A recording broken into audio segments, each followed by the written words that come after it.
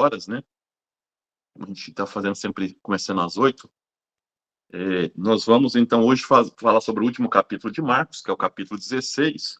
Eu peço que vocês peguem as Bíblias, porque eu tenho muitas coisas nesse capítulo aqui que é interessante, a gente precisa ficar atento a esses detalhes do capítulo 16. Boa noite, Fabrício. Estamos começando agora. Vocês podem pegar a Bíblia, capítulo 16, então vamos trabalhar ele, do Evangelho de Marcos. Tá? Isso, com a Bíblia aí, capítulo 16. Por quê? Por que é importante a gente estar com a Bíblia hoje na mão? Se vocês observarem esse capítulo 16, ele vai até o versículo 20. Ele vai até o versículo 20. Só que o Marcos, o texto original do Marcos, ele termina no versículo 8º, tá? O Marcos, o primeiro evangelho que o Marcos escreveu, ele escreveu até o versículo 8º. Do versículo 8º para frente, é acréscimo das primeiras comunidades cristãs do século II, tá? Então, boa noite, Elisa. Seja bem-vinda aí.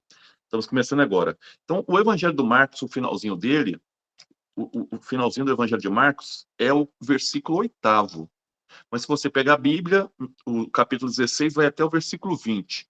Portanto, do versículo 9 até o versículo 20º, foi um acréscimo das primeiras comunidades cristãs, tá? Foi um acréscimo das primeiras comunidades cristãs a partir do século II, do início, dos meados do século II. A pergunta é por que as comunidades acrescentaram aí quase 12 versículos, né? Ou 12 versículos a mais.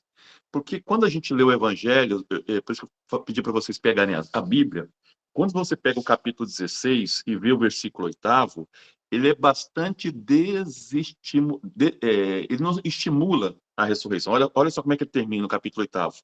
O versículo 8º. Elas saíram e fugiram do túmulo, pois um temor e um estupor se apossaram delas. E nada contaram a ninguém, porque tinham medo. Assim termina.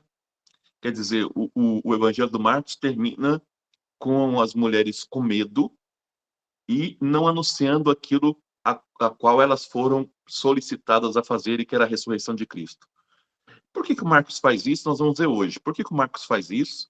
Mas o mais importante, quando se lê um evangelho desse, ou os evangelhos que já eram conhecidos na época, se percebeu que esse evangelho do Marcos terminava de forma muito triste. Mulheres com medo, mulheres que deviam anunciar e não anunciaram, e, portanto, o evangelho perdia o sentido para as primeiras comunidades que falavam da ressurreição já, lá no século II.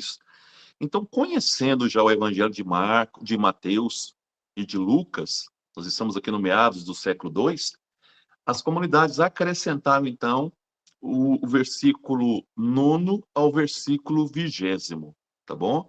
Então, o versículo 9 ao versículo 20º do capítulo 16 não é de Marcos, não é de Marcos. Esses versículos do 9 ao 20º é das primeiras comunidades que, diante de uma certa frustração ao ler o Evangelho de Marcos, percebendo que ele termina com medo das mulheres, e mulheres que não anunciaram o que deveriam anunciar, eles acrescentam, então, eles vão anunciar aquilo que deveriam a partir das comunidades que eles já conheciam os textos, tá bom? Boa noite, a Eleonora está chegando também. Então, vamos lá. Eu vou trabalhar com vocês, então. Esse capítulo. Ele é muito interessante. Ele é muito interessante. Nós não podemos perder o fio da meada até agora. Qual é o fio da meada? Marcos está escrevendo para uma comunidade que não conhece Jesus, de gentios, de estrangeiros. Ele está apresentando Jesus, mas essa primeira comunidade que o Marcos escreve é uma comunidade que vive perseguida, uma comunidade que vive com medo, por isso que ele coloca as mulheres com medo aqui também. Uma comunidade que vive com medo. Mas o medo não pode ser a resposta final, tem que ser a fé. Lembra que eu falei para vocês que a fé é a saída do Marcos. Por isso que todo o evangelho do Marcos, em todo o evangelho do Marcos, ele fala, tua fé te curou. Então, quando a gente se sente perseguido, quando a gente se sente só, quando a gente se sente em situação difícil, somente a fé para nos salvar dessa situação. Então, Marcos vai apresentar aqui esse evangelho trabalhando essas questões aqui fundamentais. Eu vou ler e vou explicando ponto por ponto, porque é um evangelho muito interessante esse capítulo 16, tá bom? Então vamos lá. Quem está com a Bíblia na mão aí vai acompanhando. Passado o sábado, Maria de Magdala, quem que é Maria de Magdala? Maria Madalena.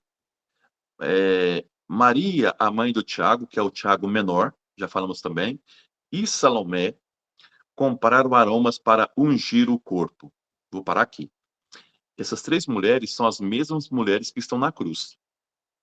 Na cruz, elas tiveram o papel de ficar olhando para Jesus. E também o papel de ver onde o corpo de Jesus foi colocado. Nós falamos isso no último encontro. E aqui o Marcos está dando já para nós uma primeira mensagem. É o olhar que vai nos convertendo. Quando você começa a perceber, a ver a evangelização, você começa a se converter a Jesus. Então, elas, no sábado, passado o sábado, elas foram, então, comprar os perfumes. Ponto importante. O sábado, ele é sagrado para o judaísmo. Não se pode comprar nada, não se pode andar, a não ser que vá para o templo. Então, elas esperaram passar o sábado. O sábado termina às 18 horas e começa domingo, tá? Então, às 18 horas do sábado já é domingo. Elas esperaram passar o preceito do sábado para comprar os aromas, né? Para colocar no corpo de Jesus, tá bom? Agora, presta atenção nessa fala aqui a seguir, versículo 2. De madrugada, no primeiro dia da semana, elas foram ao túmulo ao nascer do sol. Aqui tem tanta informação importante, tá? A primeira informação importante é o domingo da ressurreição. As pessoas me perguntam, Guto, por que os cristãos não guardam o sábado e sim o domingo? Aqui já está a resposta. Porque nós seguimos Jesus Cristo e não o judaísmo. Os judeus que são ligados ao sábado. Os cristãos são ligados ao domingo porque é o dia da ressurreição. Esse é o primeiro ponto importante. Então, nós seguimos Jesus Cristo e, portanto, seguimos o domingo, tá? Domingo é o dia da ressurreição. Primeira informação importante. Segunda informação importante. O Marcos, ele fala que ao nascer do sol. Esse sol aqui, mais do que o sol físico, existe um simbolismo muito grande. Quando Jesus foi crucificado, aconteceu o quê? Trevas. A morte significa trevas. A vida significa luz. Então, aqui o Marcos já está anunciando a ressurreição de Jesus Cristo, o sol. Se você voltar aos textos antigos, os textos antigos que o Marcos está lendo, todos eles falam disso. Por exemplo, o Salmo 110 fala do Messias que vem com o sol. Então, Jesus é o Messias para o Marcos. Outro ponto interessante, o primeiro dia da semana, lá no Gênesis, que Deus criou o mundo, qual a primeira coisa que Deus criou? A luz. A ressurreição é a luz, está dizendo o Marcos. Olha o tanto de mensagem bonita que o Marcos está colocando. Então, o nascer do sol, a luz, Jesus é a nossa luz, ele é a nossa ressurreição, está dizendo o Marcos aqui nessas primeiras informações. Então, mais do que a ideia do sol físico, está dizendo que o primeiro dia da semana, o Marcos está lembrando de Gênesis. Gênesis, quando Deus criou a luz, primeiro dia. Então, a ressurreição é vida. A ressurreição é luz, não é trevas. Então, qual deve ser o comportamento daqueles que vivem na luz? De coragem e não de medo. O medo é fruto das trevas. A coragem, a fé é fruto da luz. Vocês vão ver aqui no texto de hoje, tá? Então, Marcos está cobrando da comunidade dele o quê? Coragem. Mesmo nas perseguições, as perseguições agora não têm mais poder sobre nós. As perseguições que são a morte não mais pode influenciar na nossa vida. E diziam entre si, as mulheres, quem enrolará a pedra da entrada do túmulo para nós? Que pedra é esta? Aqui também é uma mensagem, não é uma pedra física. Os exegetas falam que essa pedra, todos nós estamos debaixo dela. Que pedra é essa? Pedras são todas as dificuldades que nos impedem de ver a ressurreição, de vencer os problemas.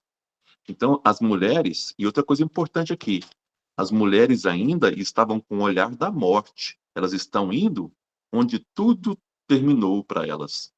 Então, elas não creem ainda na ressurreição. Porque se elas acreditassem na ressurreição, elas não iriam ao túmulo. Então, que a pedra é isso. São todas as dificuldades que nos impedem de ver a ressurreição. A pedra aqui é o símbolo da própria morte.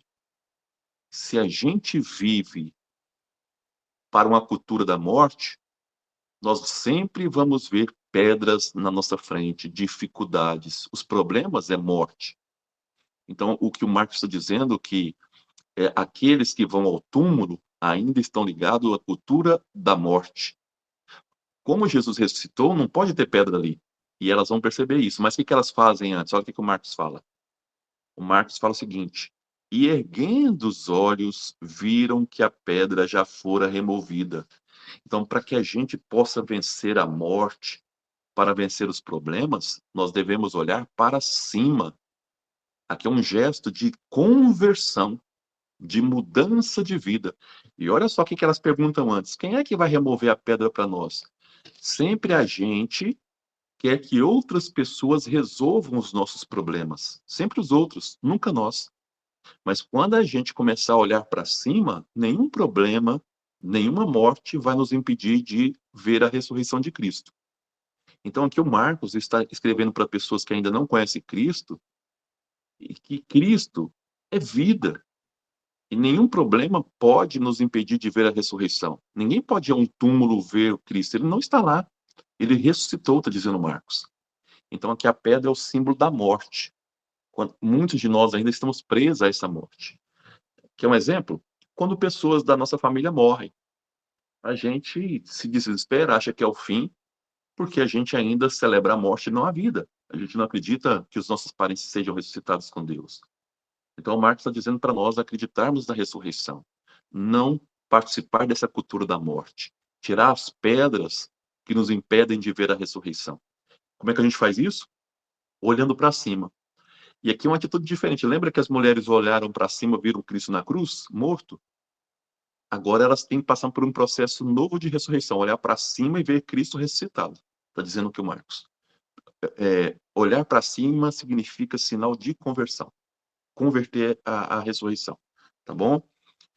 Como Cristo é o Senhor da vida e não da morte, a pedra não pode estar lá. Por isso, o que aconteceu com a pedra? A pedra, ela estava, então, já removida. Vocês vão ver aqui, ó. Viram que a pedra já fora removida. Sim, a morte não existe mais. A morte já não existe mais. Ora, a pedra era muito grande. Tendo entrado no túmulo, elas viram um jovem sentado à direita, vestido com uma túnica branca, e ficaram cheias de espanto, medo. Aqui algumas informações importantes. Esse jovem com roupa branca é um anjo? Não. Marcos não está dizendo que é anjo. Quando Marcos quer falar que é anjo, ele diz que o anjo apareceu, o anjo fez isso. Esse jovem branco tem várias interpretações. A mais aceita na exegese é que esse jovem é o próprio Marcos. É o próprio Marcos. Por quê? Se vocês observarem lá atrás, quando Jesus foi preso, eu vou pegar aqui, voltando aqui atrás, quando Jesus foi preso, lá no Getsemane, tinha um jovem que estava nu, tá? Estava nu e correu, que possivelmente era o próprio Marcos. Era o próprio Marcos. Naquele momento que ele estava nu e correu, ele estava morto. Morto para Cristo. Quer dizer, ele abandonou Cristo. Agora, nesse momento, esse jovem, o próprio Marcos, está vestido de branco, anunciando a ressurreição. Aquele mesmo jovem que teve medo no passado, ele está dizendo dele mesmo. Aquele jovem que teve medo no passado, como vocês, que correu, que fugiu, agora esse mesmo jovem, tá? Por isso que ele fala da pessoa jovem, jovem é uma pessoa que tem vida, e esse mesmo jovem está vestido como? De branco. Branco é o símbolo da ressurreição. Então, Marcos está dizendo que esse jovem, que é ele mesmo, que antes tinha fugido nu, quando Jesus foi preso, esse mesmo jovem agora anuncia a ressurreição. Ele está anunciando o Cristo ressuscitado. Por isso que ele está de branco. Ele se colocou dentro do túmulo e ele está dizendo que eu estou escrevendo esse evangelho para anunciar para vocês que Cristo está ressuscitado. Tá? Mas aquelas mulheres, elas estão com medo. Elas não estão ainda acreditando na ressurreição. Por quê? Porque o ser humano é limitado. É isso que o Marx está dizendo. Cristo deixou, o que o Marx está dizendo para nós é que Cristo deixou o maior tesouro para nós. Qual é o maior tesouro? A ressurreição. Mas entregou para pessoas imperfeitas. Isso é muito bonito. Ele não entregou para sábios, para pessoas inteligentes, para as pessoas preparadas, mas para pessoas imperfeitas, como essas mulheres, como os discípulos que fugiram, abandonaram ele. Então, Cristo, mesmo sabendo da nossa imperfeição, das nossas limitações, esse Cristo, então, anuncia a esses homens limitados vão, então, anunciar a ressurreição. Então, por isso que estão com espanto. Ele, porém, lhes disse, não vos espanteis, não ficais com medo, procurar Jesus de Nazaré. Isso é o Marcos falando, tá, pessoal? Ele mesmo colocou na cena. Procurar Jesus de Nazaré, o crucificado, ressuscitou. Ele não está aqui. Tem o Marcos escrevendo o seu evangelho dizendo para essas primeiras comunidades: não procurem o Cristo crucificado. E aqui tem dois pontos que eu gosto de falar sempre. O Marcos, primeiro, ele fala da natureza humana de Cristo. Ó, ele chama Jesus de Nazaré, o lugar de onde Jesus veio. A identidade humana. Tá? Só que depois ele vai falar, então, esse que era homem, ele está ressuscitado, agora como Deus. Ele ressuscitou. Tá?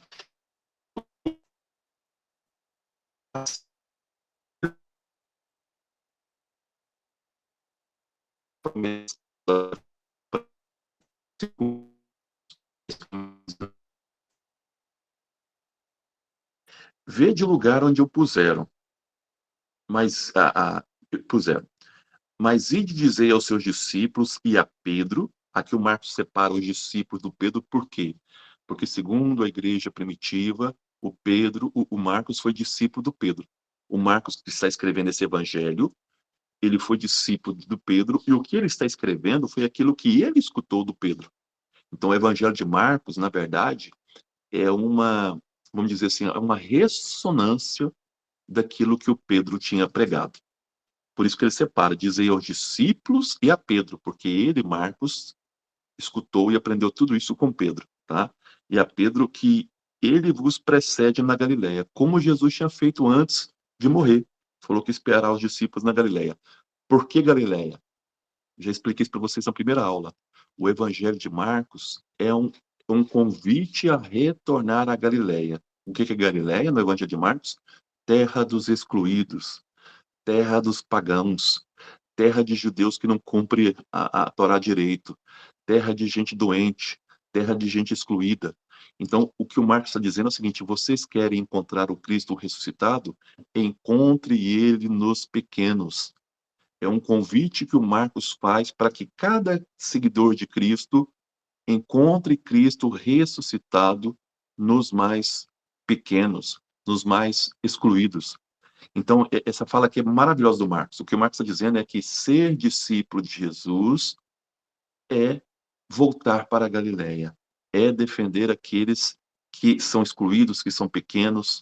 Então, todas as vezes que nós defendemos esses que são excluídos, todas as vezes que nós lutamos por eles, nós nos tornamos discípulos de Cristo e anunciamos esse Cristo ressuscitado para o mundo. Então, ser discípulo de Jesus Cristo não é só falar no blá blá blá, é vivenciar a Galileia dentro de nós. Cada um de nós somos convidados pelo próprio Jesus para voltar para a Galileia, onde ele começou o ministério dele, com os pequenos, com os doentes, com as mulheres. E olha para quem que Jesus apareceu primeiro. Ou desculpa, olha para quem foi o anúncio da ressurreição. Foi para mulheres. Mulheres excluídas, mulheres que não eram valorizadas na sociedade antiga. Então, é para essas pessoas que foi o primeiro anúncio da ressurreição. Não foi para os homens que fugiram, que abandonaram Cristo, mas para as mulheres que ficaram na cruz. E aqui uma mensagem do Marcos muito bonita. Aqueles que são os que ficam até o final com Cristo são aqueles que vão ver Cristo primeiro ressuscitado. Aqueles que não abandonam Cristo são aqueles que vão ver Cristo primeiro. Então, uma mensagem muito bonita que o Evangelho de Marcos faz. Lá os vereis como tinha dito. Isso nós já falamos para vocês. Elas saíram e fugiram do túmulo, pois um temor e um estupor se apossaram delas, e nada contaram a ninguém, pois tinham medo. Aqui terminou o Evangelho de Marcos. Terminou, sim, de forma muito triste. As mulheres que foram convidadas para anunciar a ressurreição ficaram caladas, não anunciaram nada a ninguém. Se a gente lê, quando a gente lê esse evangelho dessa forma, dá um desânimo.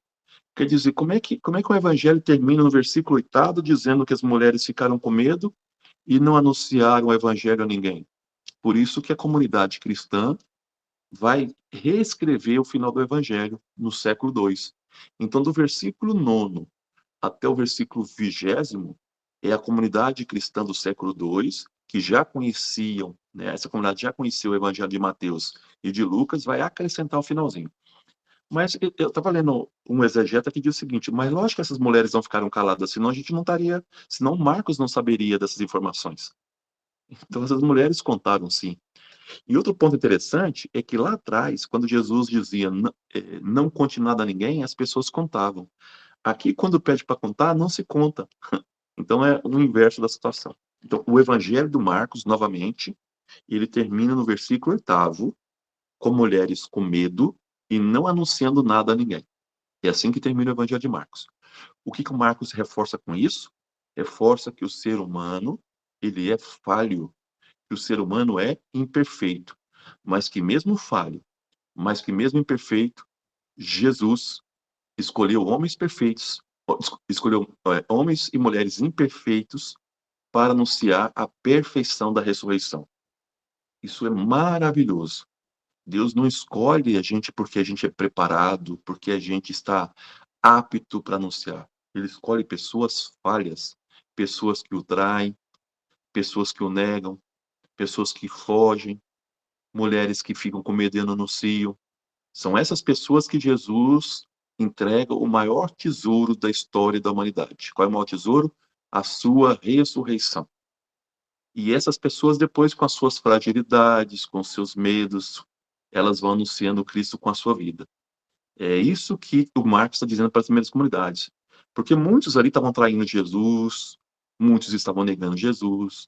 E o Marcos quer lembrar que os próprios apóstolos e mulheres que viveram com Jesus também tiveram medo. Os próprios que viveram com Jesus o traíram. Os que viveram com Jesus o negaram. Os que viveram com Jesus fugiram, tiveram medo, não anunciaram. Então, Marcos está tentando encorajar esses primeiros cristãos a anunciar, porque essa é a nossa missão. Anunciar Cristo a partir da Galileia. O que é a partir da Galileia? A partir dos mais pequenos, dos mais excluídos. Essa é a nossa missão. Então, é isso que o Marcos está dizendo. Mas como o evangelho não podia ficar assim, nessa forma triste, a comunidade vai acrescentar do versículo 9 ao versículo 20. Vou repetir. O que eu vou ler agora não é do Marcos. O que eu vou ler agora é das primeiras comunidades que acrescentaram essa história, porque já conhecia o Evangelho de Mateus e já conhecia o Evangelho de Lucas. Ora, tendo ressuscitado olha só que ele retoma o Evangelho, tá vendo as comunidades? Ora, tendo ressuscitado na madrugada do primeiro dia da semana, frisando de novo, é o domingo, dia que o Senhor criou a luz, isso está escrito lá, tá? Ele criou a luz. Ele apareceu primeiro a Maria Madalena, de qual havia saído 7 demônios. A gente não sabe que demônios, isso que as comunidades já estão interpretando o papel de Maria Madalena. Demônio significa pecado. Isso não quer dizer que ela é prostituta. Eu já falei para vocês que isso não é verdade. Nunca, não tem nenhuma testemunha que Maria Madalena foi prostituta. Ela foi anunciá-lo àqueles que haviam estado na companhia dele e que estavam aflitos e choravam. Veja bem, o Evangelho de Marcos fala que as mulheres não anunciaram. Já a comunidade está colocando que o anúncio partiu de Maria Madalena, tá bom? Eles ouvindo que ele estava vivo e que fora visto por ela, não creram. Então, mesmo anunciando a ressurreição, Maria Madalena anunciando a ressurreição, os discípulos não creram. O que o Marx está aqui é puxando a orelha também dos primeiros cristãos que não estão acreditando que Jesus ressuscitou. Tá? Finalmente, desculpa, depois disso, ele, Jesus, se manifestou de outra forma a 2 deles, enquanto caminhavam para o campo. Aqui está lembrando os discípulos de Emaús de Lucas, tá? Eles foram anunciar aos restantes, mas nestes também não creram. Uma mulher foi anunciar que Jesus ressuscitou, os discípulos não acreditaram. 2 outros discípulos que estavam indo para Emaús, 2 significa comunidade, foram anunciar a ressurreição de Cristo. Também eles não creram. Finalmente, Jesus, ele se manifestou aos 11, quando estavam à mesa, e censurou-lhes a incredulidade e a dureza de coração. Veja bem, que nós estamos falando de vida e morte, luzes e trevas. Qual é um dos sinais das trevas? O medo, a descrença. E qual que é o sinal da luz? É justamente o contrário, a coragem, a fé. Olha o Marcos falando de novo da fé. A fé. Então, os discípulos ainda não entenderam Jesus, dizendo Marcos, depois da ressurreição. Onde eles vão entender Jesus? Só na Galileia, quando Jesus, então, subir aos céus. Nós vamos ver daqui a pouco aqui, tá? Então, só na Galileia. Vamos lá. Porque não havia dado créditos aos que tinham visto e ressuscitado. Então, Jesus puxa a orelha dos discípulos. E disse-lhes, agora é a missão de cada apóstolo, de cada um de nós. Isso não é só para os 12, é para todos nós. E disse-lhes, ide por todo o mundo. O evangelho não é só para os judeus, diferente aqui do que pensava o Mateus no início. Ide por todo o mundo, proclamai o evangelho a toda criatura, a todo mundo, não apenas a judeus. E aquele que crê e for batizado será salvo. E o que não crê será condenado. Ah, então Deus condena? Não, não é que Deus. Quando você crê, você vive para o outro. Quando você não crê, você vive para si. Você não doa para o outro. Então quem se condena é a própria pessoa. Deus não condena ninguém. Existe o caminho da vida e o da morte, da ressurreição e da morte. Então, quando eu creio, quando eu sou batizado e creio, eu vou viver a minha vida em doação para o outro. Quando eu não creio, eu não me dou ao outro. Sou eu que me isolo de Deus. Não é Deus que se isola da gente. É por isso essa fala. Estes são sinais que acompanharão os que têm crido. São 5 sinais. Tá? Vamos lá os sinais. Em meu nome expulsarão demônios.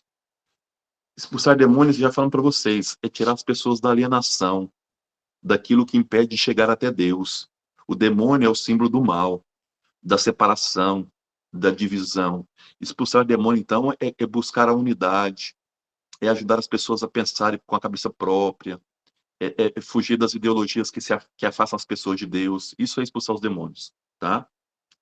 Falarão novas línguas. Não é que a pessoa vai começar a falar a língua dos anjos, não. Porque essas pessoas vão, então, ter que falar nas culturas, nas próprias culturas diferentes, tá? Quer dizer, hoje eu estou falando só o hebraico, mas eu vou ter que aprender o grego. E vou ter que aprender outras línguas para falar. Então, aqueles que seguem Jesus têm que, então, aprender outras línguas para poder falar para outros povos. Lembra lá? Falar para todos os povos? Tá. Terceiro, pegarão em serpentes e beberão algum veneno mortífero, mas nada sofrerão. O que significa o veneno aqui? Não é que a pessoa vai tomar o veneno e não vai morrer. Quer dizer, as pessoas que anunciam Jesus, elas vão vencer a morte, porque serpente e veneno é símbolo da morte.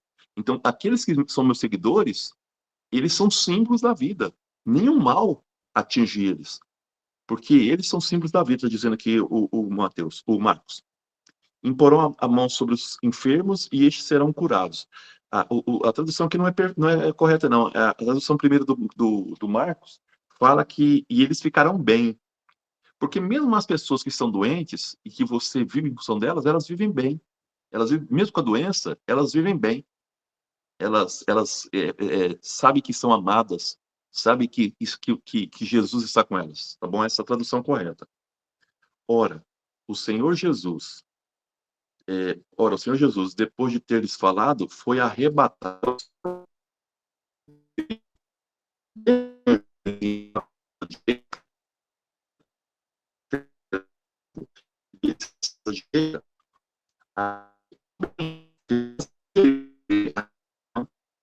que o jovem também ele é um símbolo do próprio Cristo também, né? Sentado à direita. Sentar à direita de Deus significa ter a mesma dignidade de Deus. O que o Marcos está falando para aqueles que não conhecem Jesus é que Jesus é Deus, tá? Da mesma substância, da mesma natureza de Deus, está dizendo Marcos. Eles saíram a pregar por toda parte, agindo com eles o Senhor. Aqui um ponto importante, não é porque Jesus subiu aos céus que ele nos abandonou, não. Ele está com a gente, ó. Com eles o Senhor agia. Quer dizer, Jesus continua com a gente, não nos abandonou, está com a gente nesse anúncio, confirmando a palavra por meio dos sinais que o acompanhavam. Então, a ascensão de Jesus não é a separação de Deus do homem. Jesus continua agindo através de cada um de nós, nos dando força, nos levando adiante. Esse capítulo é menorzinho, na verdade, a gente não ter terminado ele semana passada, essa aula hoje aqui é uma extra, e aqui então a gente finaliza. Quem tiver dúvida aí pode perguntar e a gente abre e eu vou dar os avisos que nós temos que ainda falar com vocês. Pode perguntar quem tem dúvida. Então, Marcos, fazendo um pequeno resumo aqui do Marcos. O Marcos é um evangelista que escreve entre os anos 70 e 75 para a comunidade romana, para aqueles que eram gentios. Ele quer anunciar Jesus com duas características. Quem é Jesus para Marcos? Jesus é o Filho de Deus e é o Cristo, tá? Enquanto Filho de Deus e Cristo, o que ele faz? Ele ensina e ele cura. Então, Jesus ensina e cura. No primeiro momento, até o capítulo 8, Marcos fala que Jesus evitava de dizer que ele era o Messias, porque podia interpretar erroneamente o que era esse Messias, mas depois do capítulo 8, Jesus começa então a fazer uma catequese especial aos seus discípulos. Esse é o primeiro ponto. Segundo ponto, o Marcos quer dizer como ser discípulo de Jesus em um contexto de perseguição. Como a gente é fiel a Jesus, tendo fé. Está dizendo Marcos, somente a fé. Tá? Mas nós somos limitados, está dizendo Marcos. Nós somos limitados e não compreendemos muito bem esse Jesus. Essa compreensão vai ser feita a partir do momento em que a gente voltar para a Galileia. A gente só vai ser discípulo de Jesus quando retornar à Galileia. O que significa isso simbolicamente? É assumir a missão entre os mais fracos da sociedade, que Jesus começou com esses. Não é que ele deve abandonar os ricos, não. Tanto é que Jesus tentou converter o jovem rico e outros ainda. Tá? Mas o primeiro anúncio é para os mais pobres, os mais fracos, os mais excluídos. Esse é o papel nosso. E anunciar o quê? Anunciar a ressurreição de Jesus. Para quem? Para todos os povos, não apenas para os judeus. Tá bom? Então pode abrir aí, a câmera quiser fazer pergunta, e a gente depois vai dar as informações. Ô Guto, na história, teve procura do corpo de Cristo, de Jesus, não Cristo. Teve essa loucura assim atrás do corpo dele para quebrar o cristianismo? Não teve, porque, na verdade, o que acontece, e o Mateus fala isso, começou entre algumas pessoas afirmar que Jesus não tinha ressuscitado porque o corpo dele tinha sido roubado. O Mateus que anuncia isso, é o único evangelista que fala desse roubo do corpo. E para mostrar que o corpo de Jesus não tinha sido morto, o Mateus fala que o próprio Império Romano colocou 2 soldados na porta da gruta, né, onde Jesus tinha sido colocado, para dizer que ele não tinha sido roubado. Mas essa pergunta sua é interessante, Fabrício, porque sobre a ressurreição de Cristo, os primeiros cristãos tiveram muita dificuldade em aceitar, principalmente os cristãos vindo do judaísmo. O próprio Paulo, que escreve pelos anos 50, chega a dizer o seguinte: gente, se vocês não acreditam na ressurreição de Cristo, voltem para casa. Né? Ele fala assim: ó, Cristo ressuscitou e disso nós somos testemunhas. Tá? Então, o próprio Paulo de Tarso, ele chega a dar uma bronca na comunidade. Se vocês não acreditam na ressurreição, por que vocês estão fazendo aqui? Então, isso é importante, Fabrício, porque a gente lembra que a igreja cristã nasceu sobre esse anúncio da ressurreição. Sem ressurreição, não há igreja. Por isso que a festa mais importante nossa não é o Natal que vai vir agora. A festa mais importante do cristianismo é a ressurreição, é a Páscoa. Por isso que a gente celebra o domingo. E um dado importante, a gente não reúne para celebrar um Cristo morto. A gente reúne para celebrar um Cristo que morreu por nós, mas ressuscitou. Então, ainda na nossa igreja, principalmente a igreja católica, ainda muitas pessoas ficam muito presas à morte e esquecem a ressurreição. Esquece que a ressurreição é que nos impele a continuar e nos impele. E é interessante, o dia nasceu, nunca mais vai ter trevas. Esse é o anúncio do Marcos. A ressurreição de Cristo mudou tudo, né? A esperança, a fé, nada, a morte não teve a última palavra sobre Jesus. É isso que o Marcos está dizendo para nós. E nunca foi encontrado, tá? Nem o corpo dele, nem o corpo de Maria, nunca foi encontrado.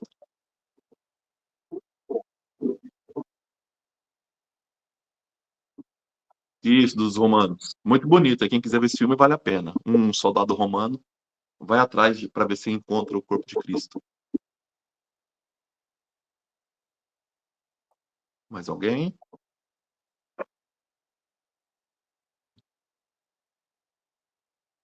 O Evangelho do Marcos é belíssimo porque ele vai sempre nos interpelando, sempre nos perguntando. Jesus é assim, você quer segui-lo?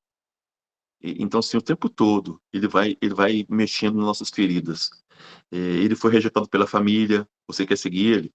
Ele foi chamado de louco, você quer seguir ele? Ele foi abandonado pelo próprio discípulo, você quer seguir ele? Se sim, tem que ter fé. Se sim, tem que acreditar na ressurreição. Se sim, tem que viver o que ele viveu com os excluídos. Então, Marcos é um que vai mexendo na nossa ferida.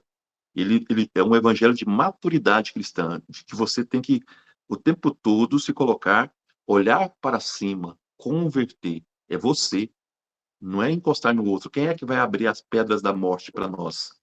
Quem é que vai resolver nossos problemas? Somos nós.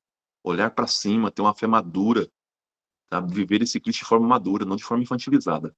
É isso que o Marcos está convidando a gente o tempo todo. E anunciar com a nossa vida a ressurreição. Vai ter problemas? O Marcos vai dizer sim o tempo todo. Isso que é bonito, Marcos. Não pensa que a sua vida vai ser fácil, não. O tempo todo vai ter problema. Mas tenha fé. Vocês vão presenciar a ressurreição. O Guto, Oi? como que ficou as vestes de Jesus dentro do túmulo? Isso é um outro evangelho que nós vamos agora começar com vocês, que é o evangelho de João, fala que as vestes dele ficaram dobradas. Mas isso também é uma metáfora. É para dizer justamente que o corpo de Jesus não foi roubado. Porque quem é que rouba um corpo e dobra as vestes? Tá? Então, quando João escreve isso, também é para refutar essa ideia do roubo do corpo de Jesus. Então, o João, quando coloca que as vestes de Jesus ficaram dobradas, ele está dizendo, de fato, ele ressuscitou. Porque ninguém rouba um corpo e dobra as vestes. Tá certo. Nós vamos ver isso no João.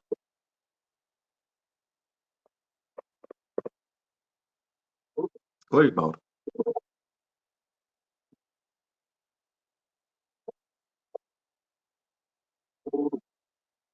Isso, meados do século, lá pelos anos 150.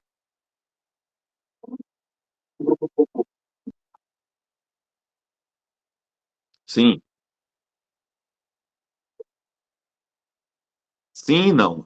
Na verdade, algumas comunidades já assumiu esses quatro, mas os evangelhos e os livros do Novo Testamento só foram fechados no século IV como textos canônicos.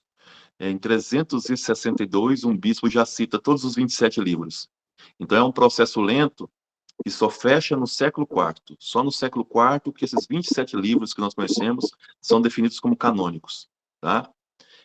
Sim, algumas comunidades já pegavam esses textos, mas, na verdade, foram dar dois fins para o Evangelho de Marcos. Esse que a gente está lendo hoje foi o que a igreja considerou canônico. Canônico quer dizer, porque se você lê esse texto final de Marcos, ele é muito parecido com Lucas e com Mateus. Quer dizer, a própria comunidade usou o Lucas e o Mateus para dar um fim a esse Evangelho do Marcos.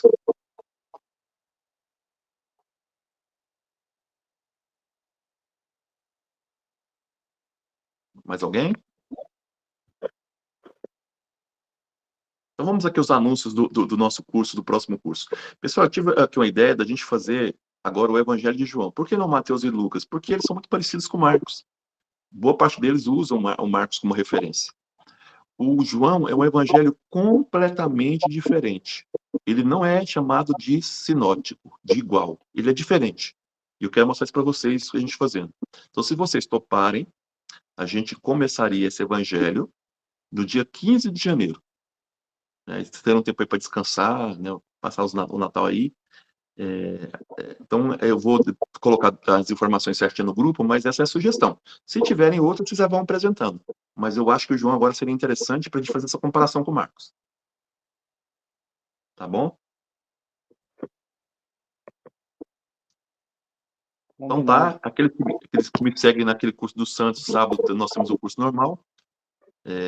E os que não seguem, eu vou colocar as informações no nosso grupo e a gente então trabalha com o Evangelho de João a partir do dia 15. Ok? Não vou dar Feliz Natal ainda não, porque a gente vai se vendo aí, eu vou conversando com vocês.